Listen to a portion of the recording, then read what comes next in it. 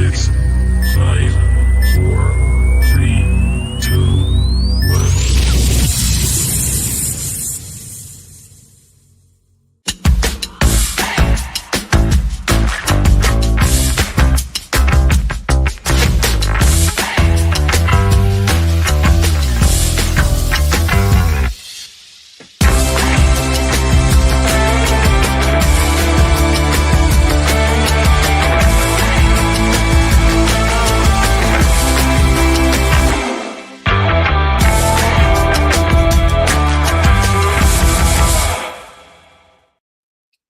Good evening, everyone. Welcome back to Black and My Eyes.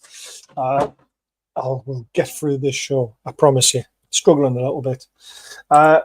Anyways, hi all. Please remember to keep comments respectful. Super chats are available in the bottom right-hand corner. If you want to donate, join from 199p. The usual palaver. Everyone's watching the Liverpool PSG. We can confirm it's 1-0 to PSG. Now, we do not want PSG to win, though. I need to make this very clear to everyone. We want Liverpool to go into extra time. We want Liverpool to win because then there'll be the euphoria. They'll have a hangover on Sunday and then we'll beat them. Just like they had a hangover against Southampton, but Southampton were just poor. So please don't be wanting Liverpool to lose. We want them to go through because if they go through, they won't care about the Carabao Cup. If they get knocked out of the Champions League, they'll want to win the Cup on Sunday. More than what they would do if they were still in the Champions League. Do you get what I'm saying? So that's my crack on the Liverpool game tonight. And there it is, the goal that went in. It's all level. Evening Magpie Stew, evening Roger, evening Gary, evening Leslie, evening. Everyone's thumbs up in. Emily's in the house as well. Evening, Emily. Great to see you again. Morgul's in the house. I haven't seen you for a while, pal. Hope you're all right. Obviously, night shifts. Thank you, Emily. I'm glad someone agrees with me. Got Ian waiting to come on. I've also got Colin, who's a West Ham fan, who was on previously. Denny's in the house as well. Guys, everyone, Denny's going to Wembley. He'll be down there doing his stuff. So if you want to challenge him to get a score wrong, try and pick an obscure one and see if you win. You won't, though. He's too good. Anyway, Ian, how are we doing? Hello, mate. How you doing? I know you're not very well. That's a bad start to the show, but how are you doing? Get in there, man. Get in there. Just keep burning up. It's weird. I get what you're saying, Baz, but would we lose to Liverpool? No. We don't want Liverpool to get beat, do we? Plus, it's also points to get fifth spot in the Premier League for Champions League as well. So we need English clubs to keep advancing to make sure we get that extra spot. I know the storybook that you're trying to write there, Baz, but I just don't think this game's relevant tonight of what's going to happen on Sunday. I really don't. Just a little bit. I do just a little bit. I know what you're trying to do, and I get what you're trying to say, but cup finals are a completely different thing from a knockout stage of a Champions League. It's a final, so I know what you're trying to do, but Sunday is going to be completely different for both teams, I think. We'll see. That's of it. There'll be a hangover. Even Jules. Colin, how are we doing, pal? Hello. How are you doing? I'm good, mate. It's great to have you back on. Yeah, it's a pleasure. I'm sorry they moved it to a Monday. That would have been a hell of a trip for some of you guys last night. Away for modern football. Honestly, they never think about us fans, though, do they? Yeah, those who made it had a good night. I mean, I thought we played well for about 5 minutes when Souček scuffed his shot, and that was it. That was the end of our game. I thought you were a bit better than that. We'll come into the action, though. The last time we had you on, you obviously spoke about fighting your club, and also not just your club, but trying to fight all clubs, trying to price rise and all this sort of stuff. And you've had some great news from West Ham that they're freezing their prices. Is that right? Absolutely, yeah. I mean, what we did with the help of guys from Newcastle, from Villa, from Tottenham, from all other clubs, that was a great thing. The sort of the camaraderie and the unity of all football fans, sort of helped by the FSA. And just let me read what the club actually wrote, because I couldn't believe it when they come up with it. They said, West Ham United is pleased to confirm their season ticket prices will be frozen. Now, I never thought we'd get that far. I mean, I didn't say that publicly before, but we had a good result there. And more importantly as well, the concessions that they were going to withdraw for the in terms of age and disability and the juniors, they've been restored next season as well. And although we've got to be vigilant, because I think that'll be the first pushback. So, and I'll see what they've done at your club, and they've increased the prices again. I think you need to push back. So I think it's an ongoing fight. There's two sides of it for ourselves, because there's a big hangover from the Mike Ashley era where they were on a 10-year freeze. And there were lots of other people in the ground who weren't on a 10-year freeze, were paying almost double to what they were paying. So they've now come in line, but also had to pay an extra 5% on top. So it looks like they've been shafted. But really, they really haven't, to be honest with you. They've just been lucky they've been getting such cheap tickets for so long. They were paying £40 a month for them tickets, by the way, the lads that were on a 10-year deal. £40 a month to watch Premier League football. And that that's just because we were so shit back in the day that Mike Ashley had to lower the prices that much. It's okay for them to be sat in the ground, like you've just correctly said, Baz, next to somebody that's paying £95 for the last 3 years. But all of a sudden, because they haven't had a 5% rise, they've had a significant rise. But you can't have your cake and eat it is the best way to see it. Because they've sat there on a really low season ticket for a while. We need revenue, full stop. 5% with potential Champions League football or potential European football, I don't think it's bad, in my opinion. If it was 10 or 15%, I think I'll be going, come on a minute, that's a little bit steep. But we need to grab as much finance money coming into this club, no matter what. And unfortunately, as supporters, and do you know, if we have the potential of a transfer window, what we've heard and what we could do in the summer, I think the 5% gets just totally ignored anymore. Because it knows that we're going to invest in the squad to make us better.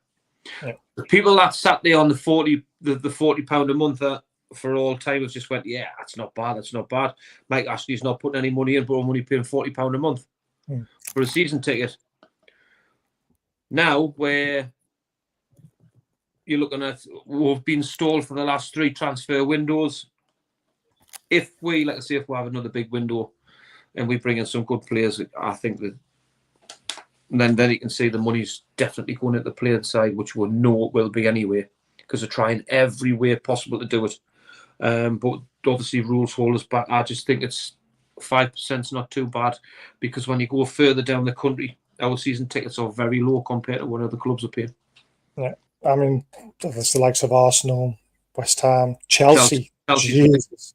But you look over in Germany, and then you've got Bayern Munich and you've got Dortmund, £250 for a season ticket, and they say they're not there to fleece fans, and the revenue that they get from season tickets, if they up the prices, they would say they would literally argue in a transfer fee would take 10 seconds to argue over. So really is, season ticket value as much as what the club is putting out there, saying we need this revenue, we need this coming in. The one thing I would hate to see happen at Newcastle is what Colin was alluding to, is like the concessions and things like that were taken away. Absolutely. But I think you can push back though. I mean, sometimes you just have to say, no, that's enough. And we did it with the help of other supporters. And but I think you mentioned Germany. I think with the club structures there, the ownership there is very different because of the more democratically run ownership base. But I think you have to live with what you've got and push back. Colin, let me ask, do you know your season ticket prices what were at Upton Park, and then you moved into your new stadium? How much did the rise between Upton Park and your new stadium? They didn't initially. In fact, some of them were cheaper because there was a lot more of them. But it worked out, and what happened with the move, it was the increase in revenue from that but over time they've increased tremendously. Yeah. Right. Yeah, I haven't got the figures to hand, forgive me, but No, that's initially we went from having a ground of over 30,000 to 40, 50, 60,000. And they were concessions. It's quite interesting. The banding goes from different clubs, different games from category A. We're the same. Yeah, and also you have different bands within the ground from the club level up to level 5, which is the cheaper seats. But our big argument was always this, that you don't actually need, match revenue in terms of seats. For us is quite minimal because we don't own the ground. So, but we get subsidised by the taxpayer, I suppose. It's a bit better for us because we own our ground, don't we? So that's a bit different. What I find disrespectful, which I still can't get my head around with a season ticket, what any match day tickets is, I think every match day ticket should be the same price, no matter who you play, because you're in the Premier League. Yeah. Now, why should you pay slightly less for playing somebody that's so-called down the bottom of the league when they deserve the goddamn right to be in the Premier League? So as much as you're playing, I don't mean this in any disrespect whatsoever, or Leicester or Southampton at home, or a Man City or a Tottenham or an Arsenal at home, they're in the Premier League, so that ticket should be a fixed price for no matter who you play. So your season ticket price should be that structural price over the season, no matter, because that's where you get the season tickets are though, aren't they? Season tickets are a set price. It's the members that get screwed the most because they get put into categories. So I've noticed tickets being completely different. So for example, if I went to watch Leicester at home, 47 quid. If I went to watch Villa at home, 60 quid. I mean, that's how they get you. It's ridiculous. Where it should be, it should be 40 quid across the mark. It doesn't matter who you play. I'm using that as a benchmark figure. Yeah. Yeah. But what I mean is season tickets are a certain price, aren't they? So they're not. You're not paying more for a certain game because season tickets, right? You're paying £575 for the season. That's your season ticket. But when it comes to members, this is where the club don't want more season ticket holders because they know they can charge different amounts for different games and earn more money over the course of the season if they have more members, because you get your membership fee, 40 quid, then you get your price of your ticket, depending on who you're playing, could be whatever they want to charge. And that's where they're going to pick up more revenue and fleece us as much as possible. How much? Can you remember how much we paid for the Bromley tickets? And that was FA Cup. 25, wasn't it? £25 for or Bromley. 30, 25 or 30 quid for Bromley. It was 30 quid. I'm sure it was £30 along them lines. lines. 30, yeah. I think we both laughed at each other like we're paying how much to go on, and I took my son on my dad's ticket. 30 quid to watch an FA Cup game against Bromley. Yeah.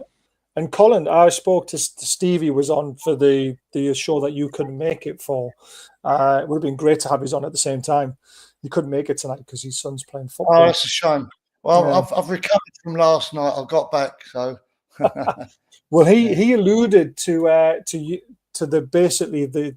I mean, someone on Twitter, I'm not going to mention who they are because I'm not that kind of person, but they slammed your fan base for, the atmosphere. Apparently it was shocking. But Steve has alluded to this quite often to me, saying West Ham prefer the foot soldiers coming into grounds now, the tourists, because they'll go into the club shop and spend money. They'll go and spend money on food and drink in the ground.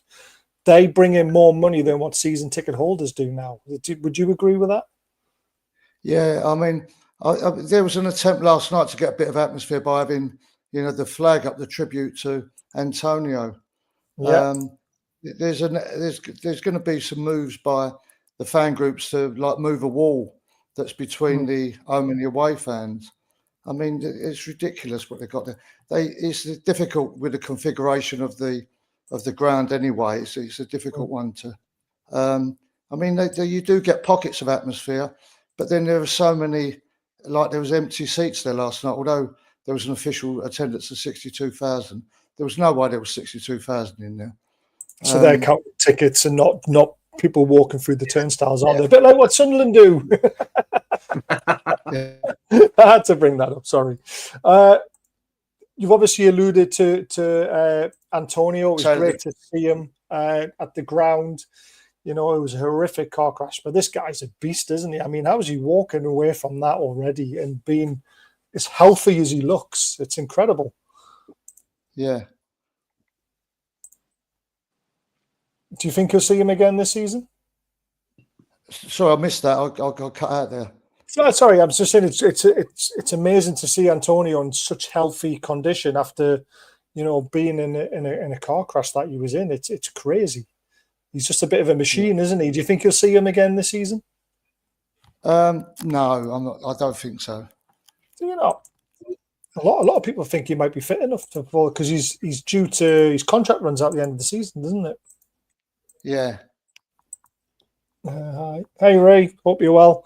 Hope not, Ches, but does that mean if you... I hope they're having a conversation with themselves like they always do. Anyway, let's talk about the game now. We'll go into the lineups. Colin, there's your lineup first of all. So West Ham. Were you surprised at the lineup? Paqueta not starting. He was on the bench. He likes to, you know, always plays well against Newcastle because obviously his best mate's on the other side, and he likes to get one over him.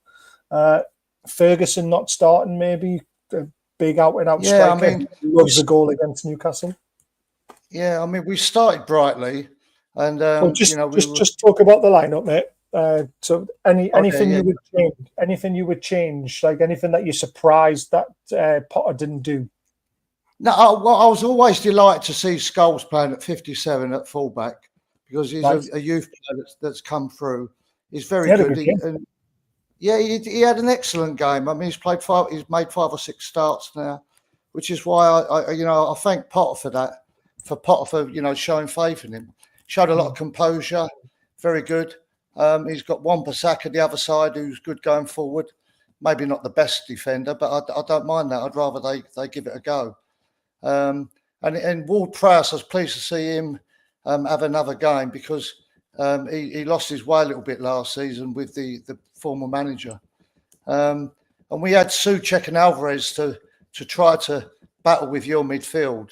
But I think after about the first 15 minutes or so, after we'd pressed a bit, I think you gradually won that, which is why when Potter made his substitutions towards the end, he took Alvarez and Souček off to try different styles. So I'm a great fan of Potter already. I know he's not had the best results, but he's playing with a team he's inherited. Have you been playing with 3-5-2 for a while now under Potter? Sorry, say that again. I missed that. Now, have you been playing with the 3-5-2 under Potter for a while now since he's come in? Yeah, no, I like what he's trying. I was shocked. The reason I asked that is because I was shocked. What it showed me was you were a little bit fearful of Newcastle. Oh, absolutely, yeah. I mean, and for you to be at home, normally, I thought you'd be more attacking rather than a 3-5-2 defensive formation. Yeah, I mean, I think Potter does try stuff like that.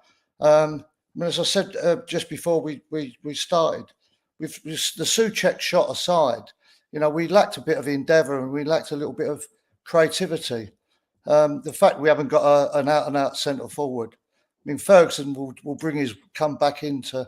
It'll take him a few weeks to get match fit, but he's not been starting. But I love Bowen and Kudus going forward. But you worked that out. You had some experience there with Trippier and Burns, sort of old hands who read that. And once you won the midfield, we weren't good enough to score a goal. It's as simple as that last night. I mean, fair play to Newcastle. We got lucky at times. Yeah, we got lucky at times. We'll get into some of the nitty-gritty action. But we'll just quickly look at our lineup. Ian, is there anything that you would have changed? I mean, I was a bit surprised to see Pope start. I honestly thought Dubravka would be in there. It was nice to see. I know you're not sometimes a massive fan of Joe Linton, but I think we missed his presence at times. His battling performance, getting the game by the scruff of the neck. And Harvey Barnes starting on the left, of course, because of Gordon being missing. But the only real position for me was Pope. Excuse me. I think Pope starting last night means Dubravka starts on the weekend. I really do. For me, I'm not very confident with Nick Pope in the goal. I'm really not. And again, I was a little bit wary of when Pope's in between our sticks, like I really am. For me, most importantly, Trips comes back into the back four. I just thought his leadership again last night was absolutely world class. His performance was world class as well.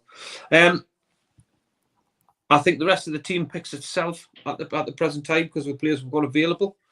I had a little whisper anyway on the night before that Joe Linton was playing. So he was, for me, he frustrates us at times because of his passing ability. But last night, his physicality ability, when you go away against West Ham, which I said that you need that, he fits the bill. He really does, right? And it stood out like a sore thumb last night, especially first half, where I thought Joe Linton at times off the ball was fantastic. Ian, can I pause you there? I agree with that 100%. I think after about 15 minutes, he got the game by the scruff of the neck.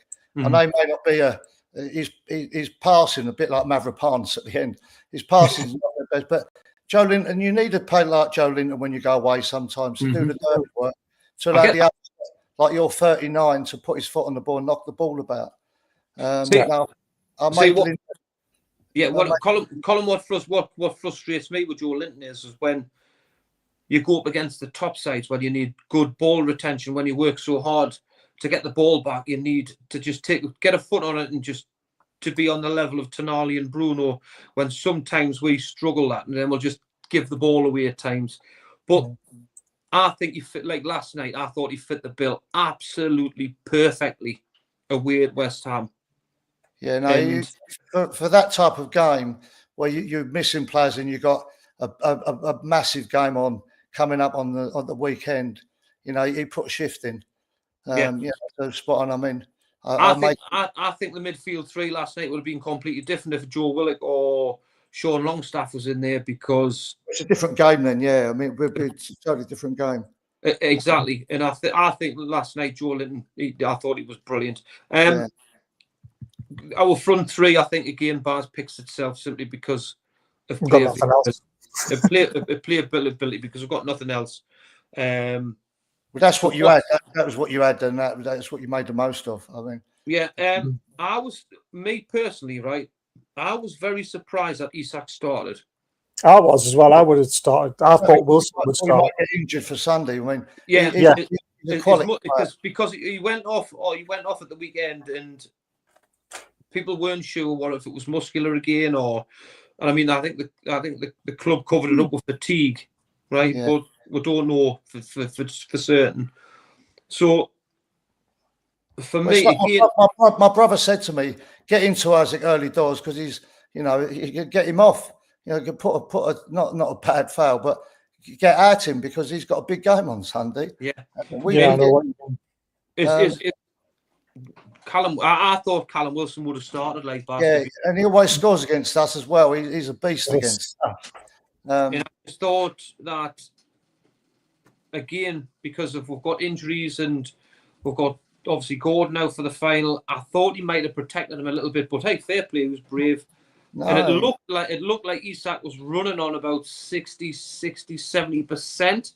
Yeah. In my opinion, I thought he was shaking away from contact, but I thought he was clever the way he played. He was still very, very effective at times when he was on it, but it wasn't Isak what we know when he's on.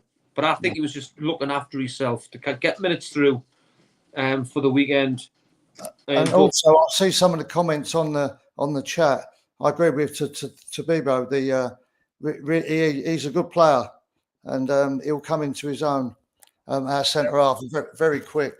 Talibo, yeah, we were very interested in him at one point, but never got him, unfortunately.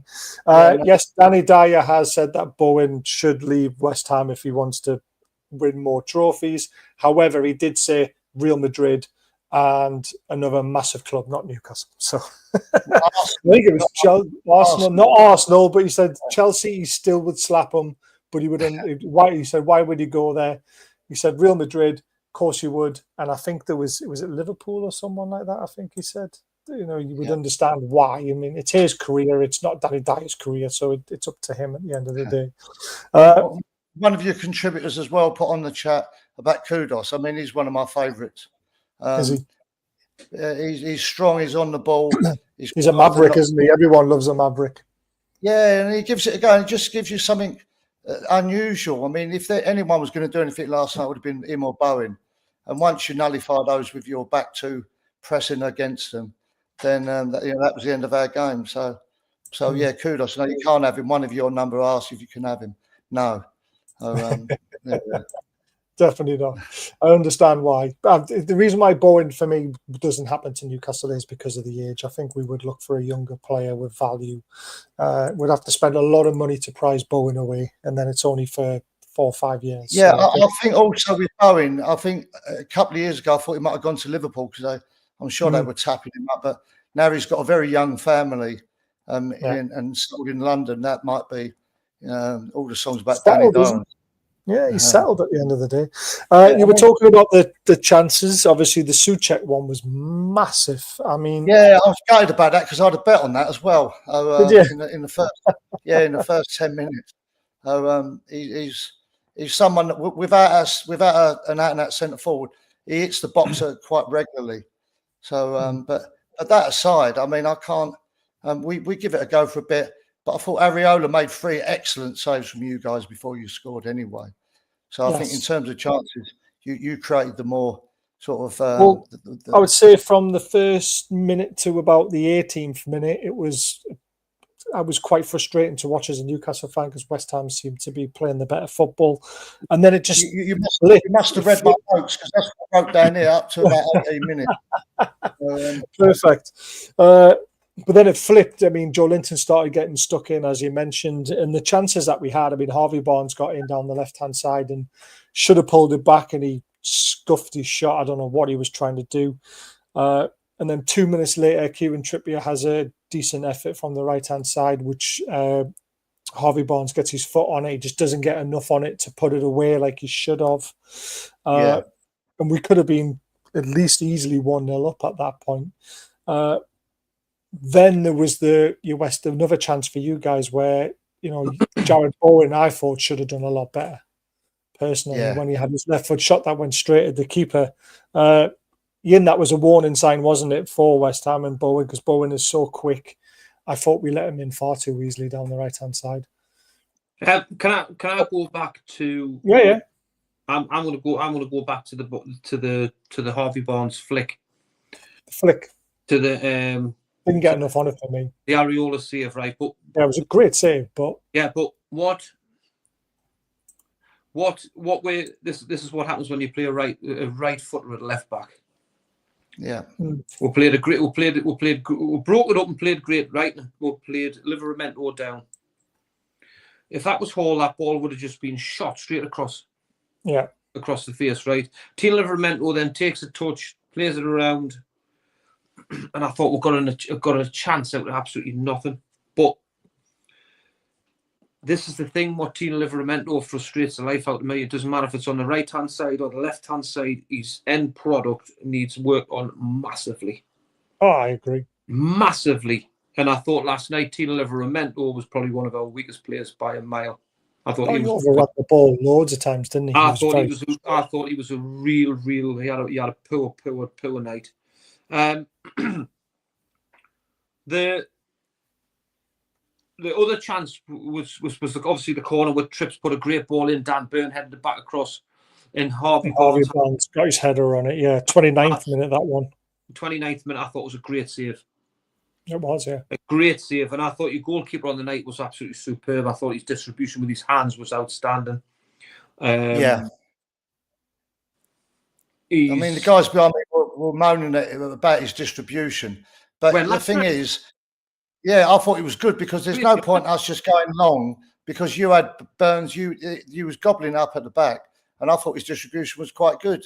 He played to the full-back. Distribution was outstanding, by the way. That throw-in right to the halfway line, straight onto Kudus' chest, was unbelievable. can you tell the bloke sitting behind me then in my stand, because I wasn't going to remonstrate with him, but there's no point you just giving the ball away cheap, because it was going to come straight back. He was hitting Kudos well, he was hitting Bowen well, and he was hitting them at a nice height as well, you know, to try to turn your fullbacks and get him behind your fullback. So yeah, I thought I thought your goalkeeper was outstanding last night. I really did. Yeah. Getting back to the Jared Bourne, Baz, if you're going to give him half a sniff, he's always going to work. Chances. I thought overall, we nullified his chances quite well. I thought we defended against him quite well and made him quite quiet. Kudos at times was very, very lively first half. Probably the more threat out of the two, if I'm being honest. But both players I thought were quite quiet, and I think, and I'm not saying our back two were great, because I thought at times first half I thought Fab Shaw was really poor. His defensive side his decision making was quite poor. I thought Dan Burns' decision making, his timing was quite off. There was a time where the ball came in, he misjudged it, and that's when it went over it came in from the side. Dan Burn went to clear it, and it hit, I think it might have been Kudus, and went over the ball. I'll give you a defence there, too. I mean, I agree with one of the commentators there on the chat. You made Bowen look average, but I think by your collective play, by your collective defence. I really think it's what was in front of them rather than the back lines. Yeah. I thought we stopped the source very, very well. Yeah, I really did. Yeah, and I think that Linton and the midfield have got a lot to say about that. Your other midfielders kept retention well as well. They didn't give cheap possession away. But I mean, you say that you didn't really have many chances. I mean, neither side really had big chances in the first half. We had more possession, which I thought was right, especially from the 18th minute to almost. I thought it'd be a lot more open, and I thought there'd be a lot more goals in it. I mean, I did as well. I said 3-2. Yeah, I backed both teams to score as one of the bets, and I think if we'd have been playing tonight, we wouldn't have scored. Well, both teams had one big chance in the first half. Obviously, yours was a super chance. Ours was probably the. And what did you guys think of the atmosphere? Where I was in the crowd, I mean, it was one of the better atmospheres in our part of the ground. You may not have come across at your end because. Such a big crowd, never really came across on the TV, to be honest with you, when we were watching it. So, I mean, like I said, there was someone on Twitter who was very critical of the atmosphere, but I mean, we can't be critical of the home atmosphere when our home ground isn't that great at the moment. But in the first half, both keepers made 2 saves. We had 6 shots. You had 4 shots. It was quite a frustrating first half to watch because there was no goals in it. But I think. Tactically, I think Newcastle got it right after 18 minutes. And I mean, you forced Potter to make those subs, which I think was it was credit to your team really. He was forced into that position. But even when the second half started, I thought it started the same as the first half. I thought you guys started quite brightly. Yeah. You had the Bowen effort again in the 51st minute, and the 54th minute you had a shot blocked. And I was thinking, oh God, here we go again. And it took us about 10 minutes to warm up to the task again, Ian, which is very disappointing. Yeah. But then they got half their mind on as a collective team on the game on Sunday. Can't use that as an excuse. No. Well, I'm not. But I'm just. You can see, 70 years you've waited. So good luck on Sunday. Hope you beat them. So do I. Yeah. But Ian, those first 10 minutes in the second half were a bit frustrating. You just think sometimes, what are we doing? Yeah. Well, it was a collective, of making bad mistakes, bad decisions. It was going to and fro, and you were just thinking, it's just going to be one of these games where we just need somebody to step on it and give a little bit of quality and to take a foothold in the game. And like I say, I think our believer at the back was absolutely outstanding to do that. I thought Trippier marshalled the game from minute 1 to 90, absolutely superb. And I thought Tonali's off the ball running was superb. The amount of miles he covered. Is it 9 out of 9 duels he won? I thought he was outstanding, right? last night, Tonali, and I think he's went a little bit under the radar, by the way, because a lot of people picked other players. He wasn't my man of the match, by the way, which we'll talk about later on. But I thought he was outstanding. I thought Bruno. Mavropanos. You give Sorry? man a Mavropanos. But I thought Bruno was again exceptional when you need to. What he's doing for Newcastle United, he's drawn fouls in, just take the heat off when teams are on top, and he's getting so clever at doing it. I just hope that referees don't, because sometimes they're not. But I agree with you in your game, your management of the game. You know, he would draw a foul and then he would keep possession. I mean, it's clever. Like I say, when you have a little bit of it, it'll break down, and then when the timing's right, you'll just either inject the player and play on the front foot, or the opposite. When we need a little bit of a breather or we need a little bit of a break, he'll buy that foul just to let us regroup. So clever, and that it's just a great footballing brain on and off the ball. I was surprised what you were saying about Pope though, because I like Pope. I mean, he's someone that certainly West Ham. I would have him at West Ham all day long. And I don't know. Obviously, do you drink? Yeah. We'll swap him for Mavropanos. No thanks. Honestly, right, Nick Pope. When we say Nick Pope, he was outstanding. Right, we always knew his footballing ability on the bottom was pretty bit poor, but since he's had his injury, it just doesn't look the same. And that's a shame. Yeah. Right, he just doesn't look the same, Nick Pope. I don't know if it's confidence or anything, but what's letting him down massively, I think, in a minute. But he doesn't command his area as much. I mean, he was a bit better last night by punching and clearing his lines, but on the floor, his football abilities went way back. And Newcastle United fans are on eggshells every time that ball goes back. And I think what happens is, as well, our back line need the confidence from your goalkeeper as well. I think we look a little bit shaky at times when he's in the back of the net, and we'll look a lot stronger when Dubravka's there, because they know his football ability is a lot better. A lot better. Which is such a shame, because look at what Nick Pope's done for our football club and made some massive saves and played in big games and won us games by himself. We totally get that. But it's such a shame that his performances and his confidences went back over.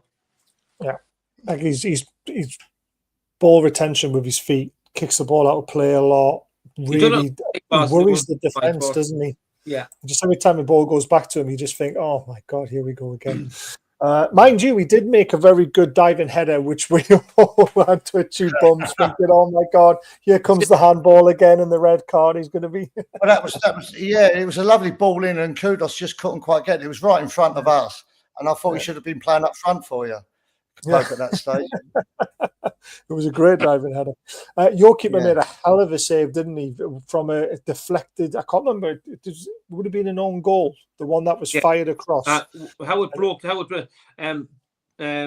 Murphy, wasn't it? Yeah, there was a great ball from Bruno over the top of Murphy. Murphy broke down the line. He played a great ball in, and it hit Kilman. And it was going straight at the top corner, and Oriola pulled him one right out of the top bins. Great save. That made me my West Ham player of the match.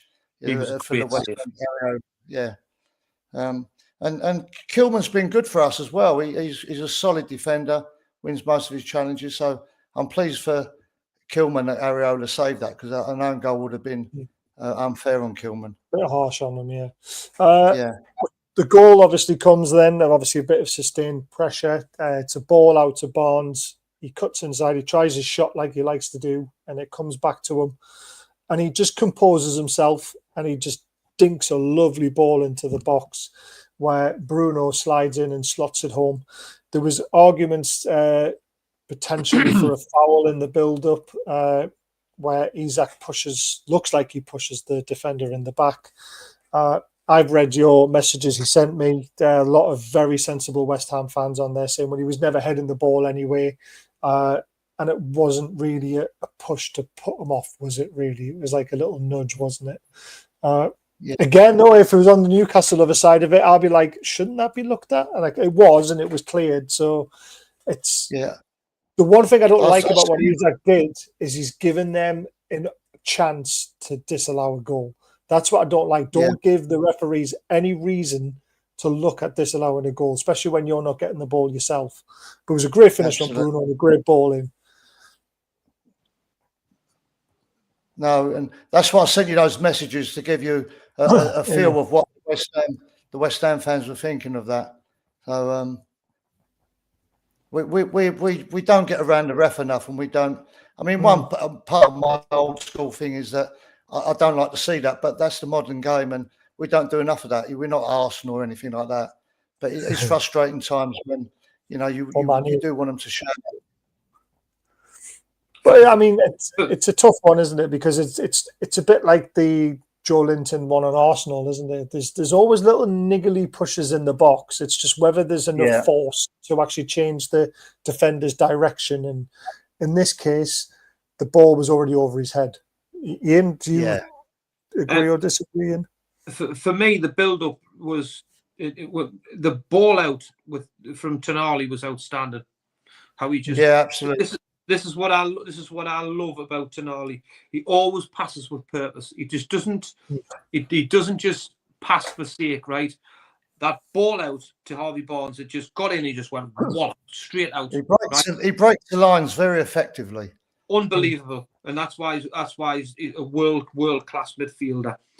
That pass changed the whole formation, the whole direction of that attack because it was that quick, bang, gone. And Harvey Barnes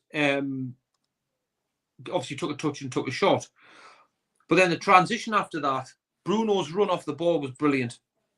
He'd never give up, and he ran between the lines. Will I say it was at a push? Definitely not for me. I thought if even you can see why it was even looked at, but don't give the referees an option, though, is it? Don't give them a reason to look at it. If Isaac doesn't even have to touch the defender because the ball's going over his head. You know what it reminded me of? If I'm trying to put myself in Isaac's head, he's probably trying to think if that ball comes to me, he's trying to get a yard for him to flick the header on. Yeah, potentially. But you know what it reminds me of? Do you remember when we were playing Everton last season and we drew 1-1 at St James's Park? Mm-hmm. And Dummett comes on and gives away the penalty for wrestling a player. Yeah, but didn't even need to do it though, because the flight of the ball was over his head and the keeper had it in his hands. And it's just like, if you know they're not going to get it and it's comfortably missing you, just don't give the referees a reason to reward something with VAR. So that's what I mean by it. It's just sometimes there's no IQ up there, is there? I can see what you're saying. It's two completely different scenarios between the Isak touch and before Dummett's absolute reckless wrestle, which was completely uncalled for in my unnecessary. Yeah, that was ridiculous. But me personally, I think Isak's probably trying to get himself half a yard just in case that ball falls onto him, so he can head it in the bottom of the net.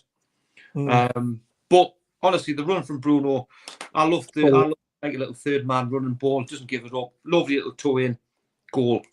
Great time to score, I thought as well. Was 63rd minute. Great time to score.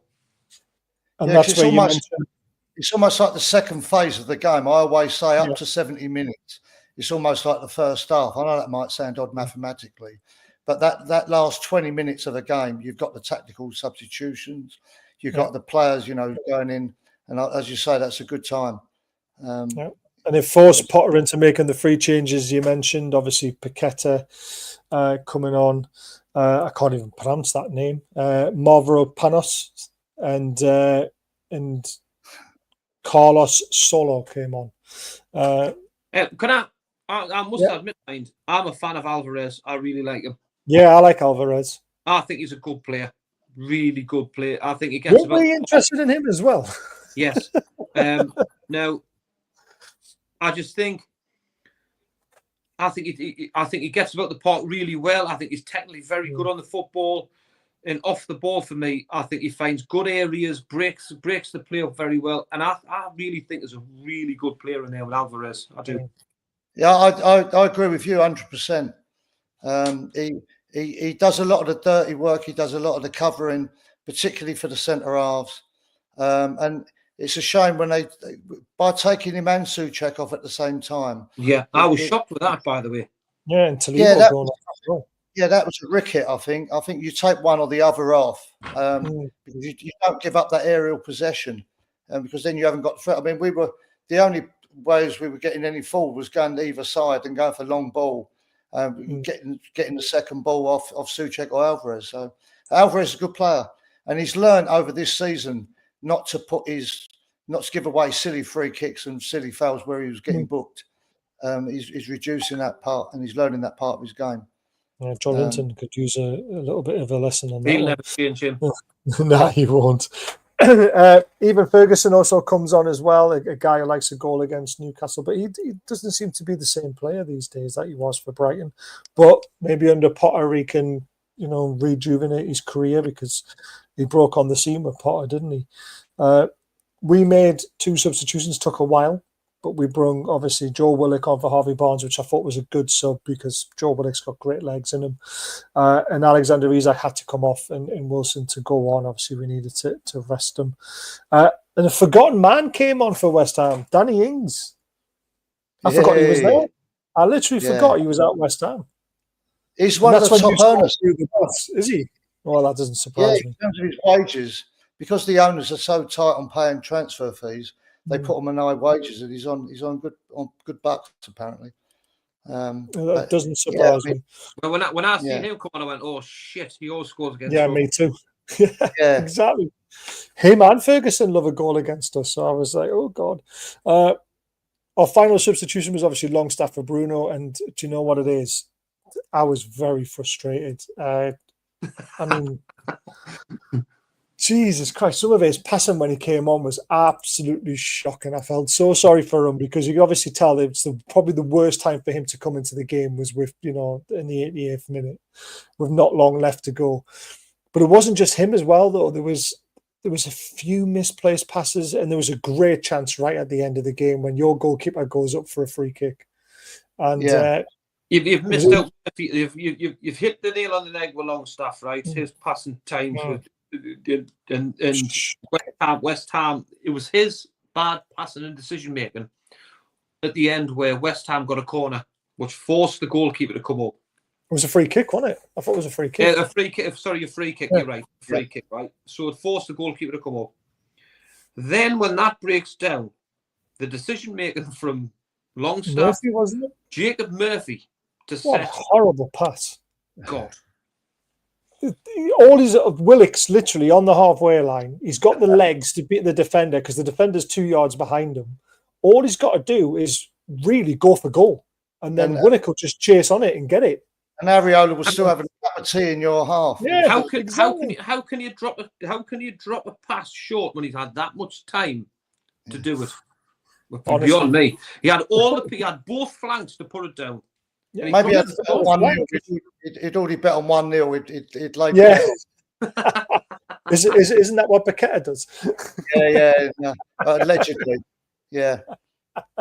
But for me, all Murphy's got to do is hump it long towards the box, and Willock's going to have the legs on the defender. He's just going to get a tap in. No, but the thing is, if you hump it long, it takes the pressure off anything that's potentially going to come back into you because the goalkeeper's up, everyone's in your own area. Yeah, exactly. It reminded me when we were away at Arsenal and Danny Simpson, and I'm like, just hold the ball in the corner, and we actually got beat because of a decision.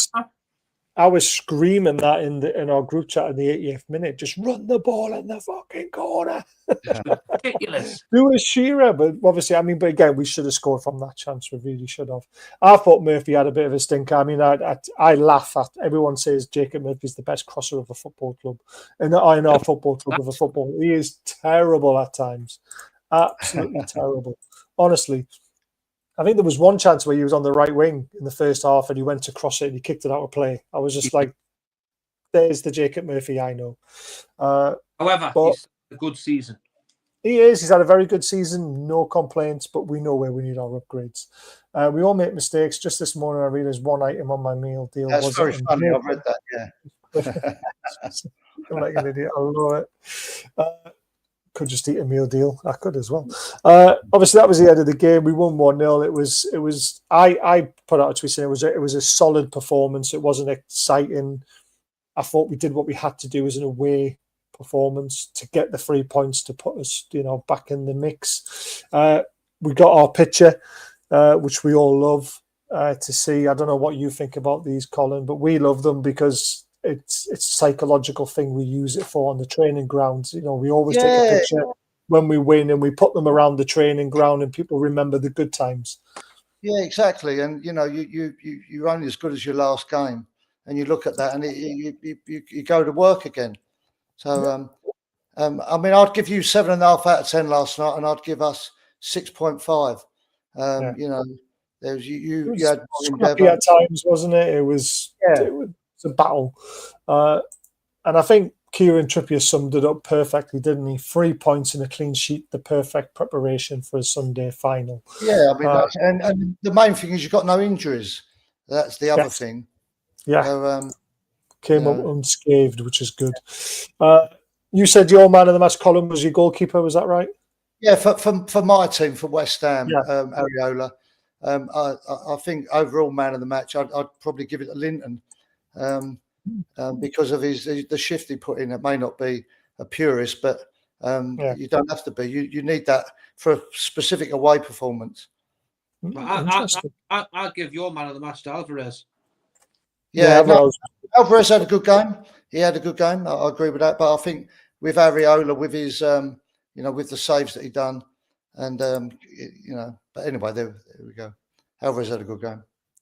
Yeah, Ian, who was your man of the match? Kieran Trippier. Yeah, I thought he was brilliant. He was brilliant. Kieran Trippier, I topped him with an 8.5, but then I had my midfield 3 right the way across the board with an 8. All 3 of them I thought were really solid. Tonali, Bruno, and Joe Linton were very, very good. The rest were a low 6, I thought. I've always I like Trippier a lot. He's a good player, whoever he's been. We tried to buy him when he was before he come to you. I loved him to have been at the club. But I'm hoping that this is the right time. Lewis Hall's going to be massive on Sunday, a massive miss for us. Simply because of balance. Simply because of balances in how brilliant he's been playing. But even if Hall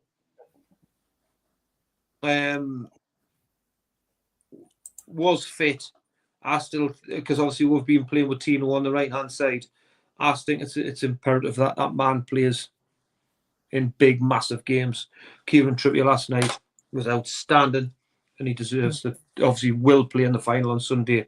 And I think even if Hall was fit, I think that man would come back in against Liverpool because I just think his leadership, his decision making, his organisation, it's just general.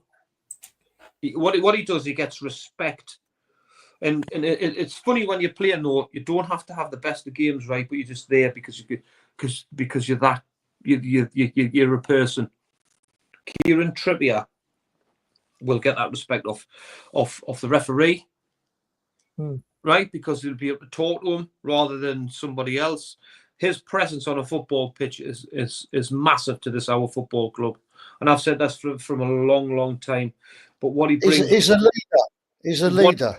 But what he brings on, and do you know what it is? I think he looks shorter than he's been for a while. Maybe he's sorted a few things out. Maybe he's fitter now. Yeah, we know he's had a little bit of a difficult off the pitch. But did you notice last night when it was the last couple of seconds where there was a clearance made. He made a header and the ball curled around on the line.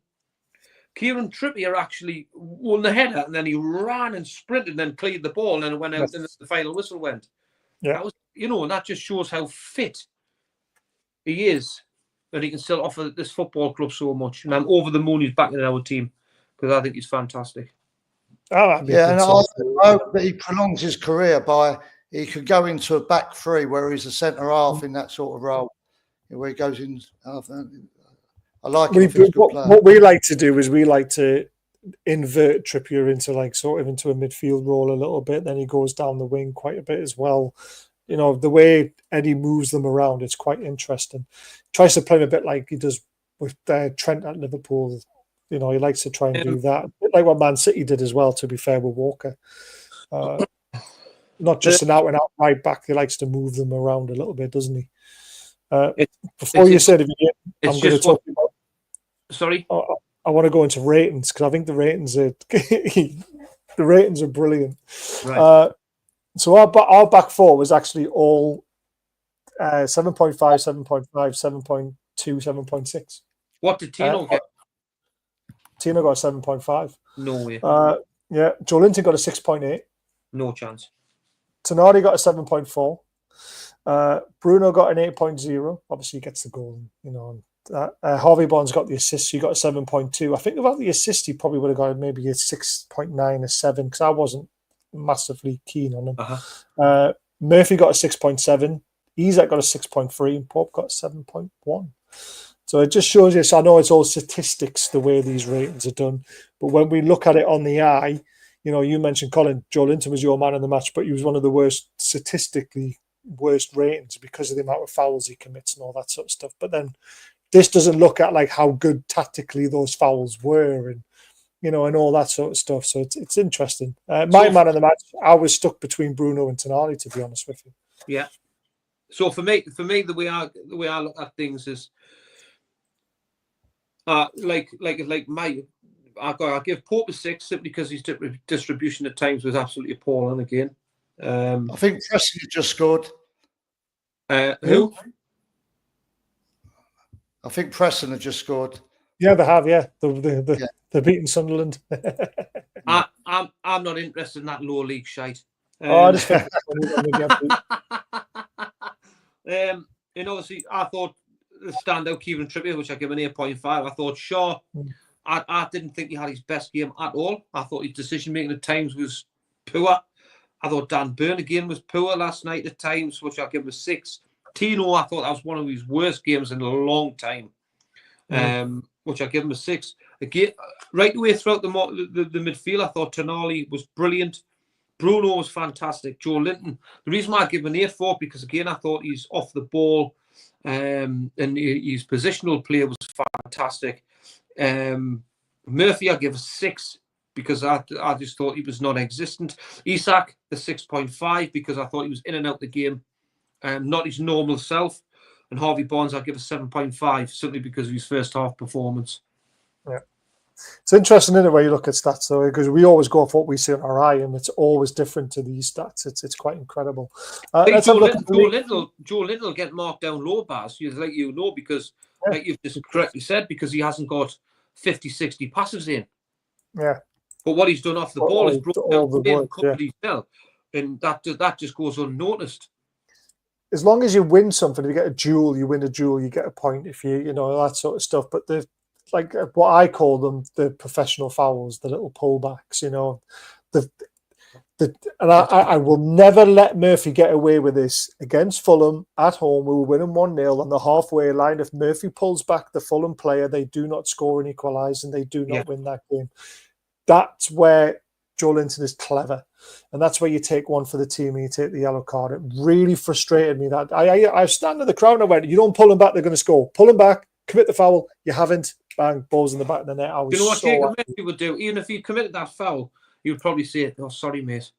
Yeah, but he did it 2 games later. I thought, it's a bit fucking late now. You twat. But he would say sorry because he's that nice. Yeah, I know. But he does have a mean side to him. You know, when player gets sent off, he waves them off and stuff like that. The one stat I was surprised at last night when I looked at the stats earlier on was that it was almost exact possession, 51 to 49. So that was after the full time. So the second half possession, you were 62-38, which I think was about right, to be honest with you. Yeah. But the interesting stat, when you've had more of the ball, you actually had less chances. Well, that sums up the game for me. I mean, I looked at my WhatsApp groups that I go on, and people were saying we weren't good enough to score, and I think that's the difference. But I think it goes back to Ian's point earlier on. I think there was just a lack of oomph last night, and almost a lack of belief, which I found surprising. Bearing in mind, if you take the view of the away side, they're playing in London in a big game on Sunday. Let's go for it, and they've got some, But there we are. But we have got a good record at your ground, which is quite I know for us. It's quite great for us, but not for you, obviously. But we had a torrid time in London for a long time. But I'm glad that hoodoo's gone. Let's have a look at when you stuffed us 4-2, and we just opened up the new away end. Yeah, you were actually imperious that day. That's many years ago. You probably weren't even born somewhere. Yeah, it's nice to hear. Here's the top of the table. We'll have a look at the bottom of the table as well. Don't worry. It's so tight. I mean, I'm not ruling out Fulham still having a bit of a run if they win a couple of games again and people falter. But that was a massive win for us to put us back level with Man City. 5th, as long as the English teams carry on doing well, should be a Champions League place. That was going to be my question. It's 5th, yeah. So I think 5th will be, because you've still got Arsenal, Liverpool, and Villa in those in that competition. So I think we're going to get enough points to get 5th as a Champions League spot. But what a win for Forest beating Man City! I think Forest are going to be very hard to shift out of that top 4. So their home games, the atmosphere they generate there at home games is absolutely unbelievable. Yeah, I mean we did the double on them. That just shows you, we're not having a bad season. I think catching Chelsea is probably our best hope and overtaking them. I mean, they're not ruthless. They're not putting teams away. 1-0 against a poor Leicester side. Cole Palmer's gone cold. That penalty he took was shocking. I haven't seen it, to be honest with you. I know he missed it, but Ian, do you agree Chelsea are the team to catch? I mean, Man City, with all the talent they bought, you would expect them to probably get 4th and maybe us to sneak 5th. That little group there, that obviously you've got your top 3, right? And then you've got that group between 4th and 10th. Yeah. It's so tight. And it's just it's just 2 results. You can either have 2 great results or 2 bad results, and you're at the bottom of the 10. And that's how tight it is. It's crazy. And last night's win was massive, because it was. Well, it gives you a chance. It puts you in there, doesn't it? Like I've just said, though, if we didn't win last night, we'll be 9th. That's the difference. It's just about yeah.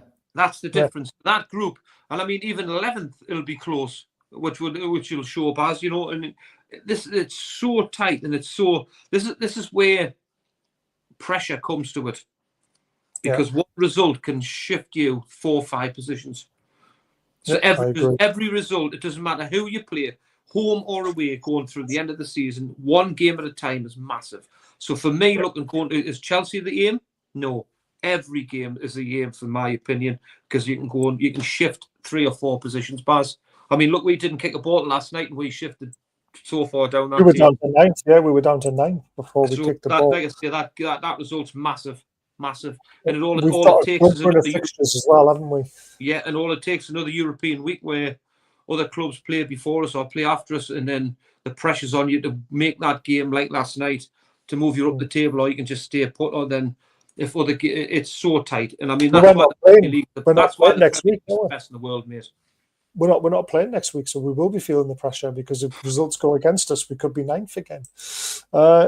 Here's the bottom of the table. So obviously Palace 39 points. I can't see them having any say in what's going on at the top, to be honest with you. But you guys are still in 16th. Obviously, there's no threat of relegation.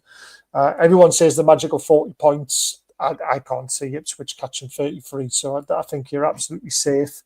The aim is just to try and finish as high as you can, I'm guessing.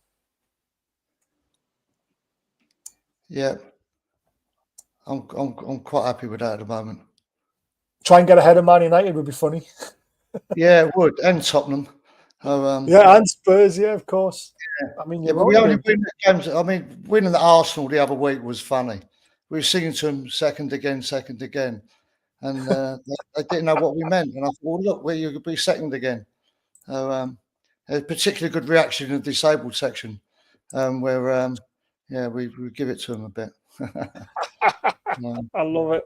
To be fair, though, one win it puts you 13th if results go your way. It's still quite tight. I mean, every position is it 2.5 million or 3 million a position for the club? Yeah, I mean, like probably Leicester played us the other week, and they're probably one of the poorest teams I've seen for many years. And they showed no desire; they showed nothing at all. So I think there's 3 worse teams than us. They're down. They're down. There's no way you're going down. Last question for you: Are you happy with Potter and what he's done to your team so far? Obviously, like I say, he's changed the formation. He's given youth a chance, which Potter is very well known for. Is he the right man now? I think so. It's still early on, but having I'll go and watch a lot of youth games as well over the club. And he goes over there. The youth coaches are saying he gets more involved with the young players, and he's brought 5 of the young players into the first team squad, where 5 of them now train with the first team. So he's not just playing Sculpt, but he's got Lewis Alford. He's going to bring Earthly back from loan, and you have to remember 2 years ago we won the FA Youth Cup, and of that squad, out that 15, 13 are either on loan or been released. That can't be right. I mean. Okay, you get 3 or 4 come through. So it'd be interesting to see. I don't think we'll ever progress really until we get rid of our owners, but that's for another podcast. And I always like to give them a good kicking wherever I go on anywhere. So I love it. I love it. Nice. Like on Sunday, I really hope you do well and you have a good day out and bring something back to the northeast. Yes, I mean, we're going there with hope rather than expectation. I think it's probably the best way to say it. But when I'm not one of these guys who's thinking I'm going there to watch us get beat, I'm not. I honestly think we could surprise them, but it's going to be tough. It's going to be very tough. I mean, wherever you go, whatever the game is, you always go there. You're realistic, but I always go there with a half full rather than half empty. You've got to go there positive. You've got to believe you can win, otherwise what's the point? And why not? Why can't you beat them? That's the attitude to have. Come on. Ian, last word before the Carabao Cup final. I'm not even in the FA Cup anymore. What do you want me last word about? Do you want us about Sunday? Do you want us about last night? Or both? Bit of both. Mixture. Go on. Like I've just said, fantastic. Absolutely fantastic performance away from home last night. No, sorry, fantastic win. Was the performance at its best? No, we just got the job done. I thought we were professional, is about the word. I disagree with Eddie Howe's comments today that he went and attacked West Ham. I don't think we did. I don't know what game Eddie Howe was watching last night, but I don't think we did. I just think that we got the job done. Which over the moon. Great 3 points away at West Ham. Sunday, I'm absolutely shitting my pants, to be honest. I watched the first 10 minutes of that game tonight. I watched all of Liverpool's game against Southampton and I thought they were poor. Right. And I watched all of the game last week against Paris Saint-Germain, and I thought Paris Saint-Germain were absolutely electric, and Liverpool power, and they still managed to win 1-0.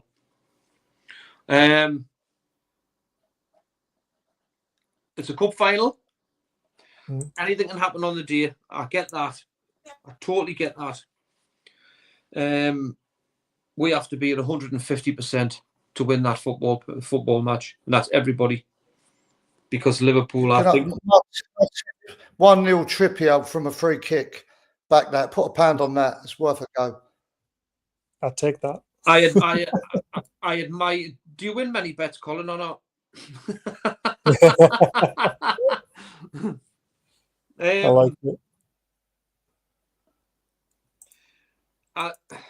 Do you know? I really hope that we'll come away with something. I really do. It'll be the best ever for Newcastle United. And there's so many fans that deserve it. That's been there forever. and I know a lot of them, and they deserve it more than every fan deserves it, but more importantly, in my opinion, the ones that's been there from day dot.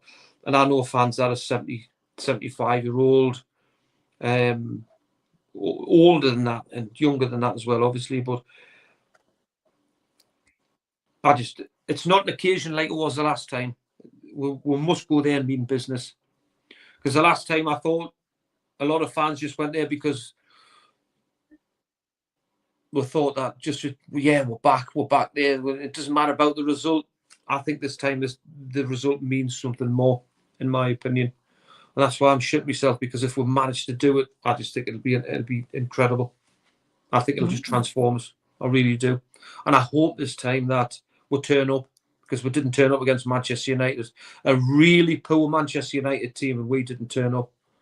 And this Liverpool side, at this present time, we've got players that are the best in the world, Mo Salah. And Virgil van Dijk is still one of the best centre-halves in the world. Gravenberch is probably playing the best he's ever played in his life. Slavitzai's just come back at the right time. McAllister's playing absolutely outstanding. So anyway, apart from them, again, we have got to raise our game massively to. But we can. We can. Don't get me wrong. Just got to hope they drop off, because it's a final, and I'm just, like I say, I'm shit myself. It's Tuesday night now, and it's going to be a long. It is. I mean, Colin Hughes went away in European football and managed to bring a trophy home. What was that like? You know, the European trophies. I don't think it ever happened. I mean, when I was 12 when we won the 75 Cup final, but I didn't get a ticket. But in 1980, I went, and I was 17, and we won the Cup final. And we were a second division club, and we beat Arsenal. And if you look at their ground, they don't have a 1980 bit there. There's a bit missing. That was out. So I always let them remind that. But I thought at 17, I thought, well, this is what happens every year. And then 46 years later, I had to wait. It was brilliant. It was you can't describe the feeling. I'd love to win the league. We're never going to win the league. So for us, for teams like us, winning the cup, doing well in the cup, it's not only a day out, but it's all the build up to it. It's those games. For me, when we won at Alkmaar, and with Paulo Fernandes putting us through to the final, that was as good as Prague, because getting to the final, you're at the final. You're at Wembley. It's brilliant. You'll have a great day out, and hopefully you'll beat them 1-0, or more than that'd be great. But the reason I'm asking you this is, how did you feel going into that final? I just, well, in my case, I'd had heart operation 3 days before, so I had an ablation. So I was quite pleased to be alive. But I've had one of them, so. Yeah, and I got these. I signed them off. I said, whatever happens, I'm going to that final. That's how important it was to me. I went in really nervous because I wanted us to win so much. I was like a 15, 16-year-old kid, sort of thinking we're going to do it or not. And when we scored, I just started crying. I still think about it now. Exactly. Yeah. And that's what people class it as a Mickey Mouse Cup, and this is what it's all about, though, isn't it? It doesn't matter what cup it is. You've won a trophy with your club, away from home. I mean, there you are, you're coming down to London and beating Liverpool would be great. It's special. That's what following football's about. And the fact you've had to wait this long makes it even sweeter when it happens. When was the last time we played Liverpool at Wembley, Baz, in the cup final? I don't want to talk about it. It was 86, was it? No, it was before that. No, 74. 74. Yeah. Did you play Man City? Did you play Man City in the final at Wembley as well? Around that era? Don't think so. I mean, Kevin Keegan played for Liverpool. Yeah, Kevin Keegan played for Liverpool. They won 2-0. And he scored. Yeah. Horrible. Absolutely horrible. But remember that. the lad I worked with when we got to the final the last time against Manchester United, he goes, make the most of this because you're not seeing another final in your lifetime. And 2 years later, we're there. Yeah.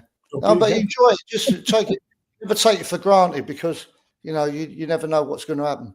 And good luck with all the Hanwell town people who will be over there as well who support Newcastle. Yes. There's the Hanwell Geordies. There's a good following there. There is a good following, yeah. So, I don't know if they're putting anything on for you guys, but they're a good bunch. Well, there's a lot of things going on there I don't know about, to be fair. But anyway, thank you so much. In terms of your ticket allocation, what did they do with your tickets? Did they give you many or not? No. 30,000. That was 30,000, I think we got 29 and something. And then there was a cup scheme. People were in certain pots, and then it got down to pot 6. Loads of people missed out in pot 6 and got angry and started having to go each other on online and all this sort of stuff. Yeah. And then you look at Club Wembley in the middle tier, and they won't be in there until 5 minutes before kickoff, and they'll miss 5 minutes before half time, and they won't come out for. It just drives me bonkers. It does. I understand. Yeah, it's frustrating. But anyway, thank you, Colin, very much for coming on. Good luck for the rest of the season, and we'll stay in touch as always.